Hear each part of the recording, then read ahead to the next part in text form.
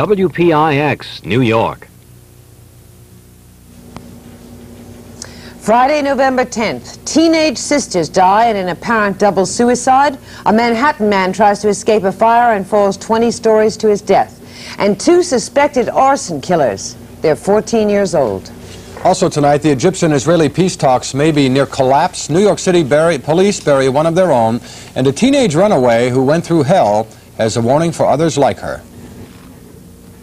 In action sports, Sparky is gone, Willis may be going, and a preview of Nebraska, Oklahoma.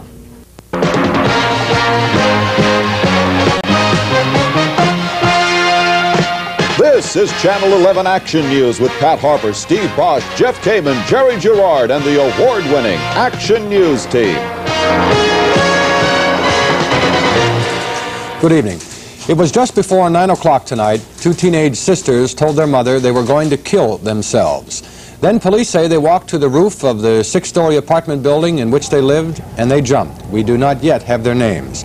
Details are still very sketchy at this moment, but police say the two girls, 13 and 17 years old, plunged from the roof holding hands. But why, they don't know. The police say the two girls were Oriental, and the people who knew them well don't speak any English. The two girls were taken to Bellevue Hospital in critical condition. Less than a half hour ago, they died. Earlier tonight, in the Chelsea section of Manhattan, a man plunged 20 stories to his death trying to escape a fire in his apartment. Christy Farah has a report. Once the pumpers arrived, it was a fire that was easily controllable, easily extinguished. 52-year-old Leonard Wanderer had even managed to escape the flames that flared up in the bathroom of his apartment. But witnesses say his body and clothing were burning so badly that he jumped 20 stories. I saw the man falling down, and he hit the ground. And some people started pointing up to the building, so I looked up and there was smoke coming out, and he had been on fire. And I ran over to him and I looked down at him, but then I saw that he was dead. So, and then I saw his wife. I found out later that she was his wife because she was all sort of black with smoke. And I ran over to her, but she was hysterical.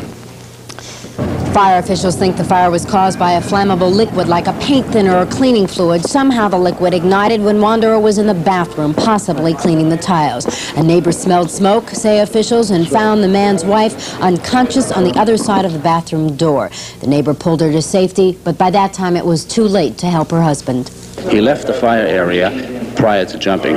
He left the fire was in the bathroom, he walked around to the kitchen and jumped out that window.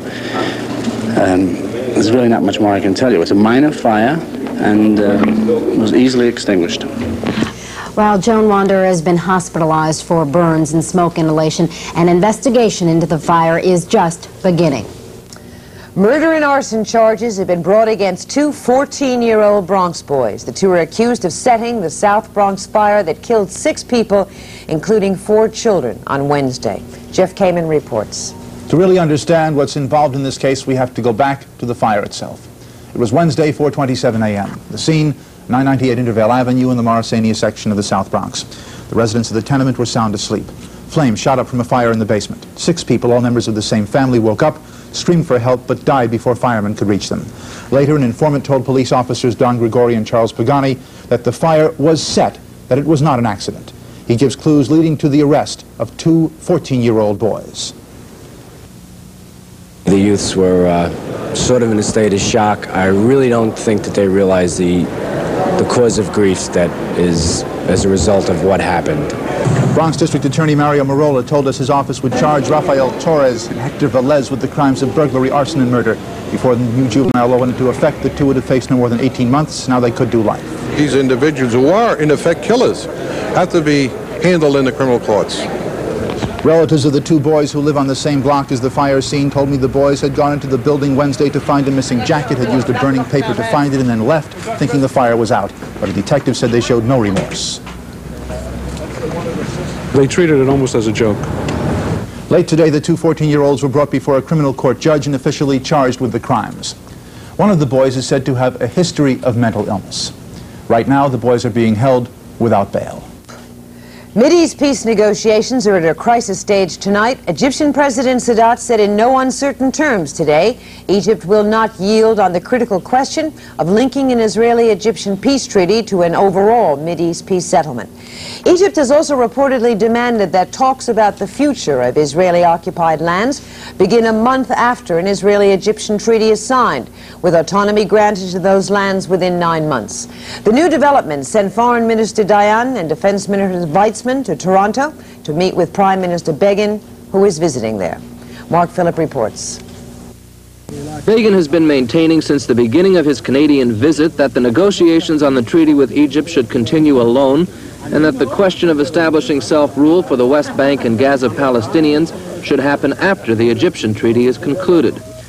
Today he told a news conference that as far as he was concerned, the sequence of Egypt first, the Palestinian question second, was what was agreed to at Camp David, and that the Egyptian demand to include some elements of the Palestinian negotiations in their own agreement was new.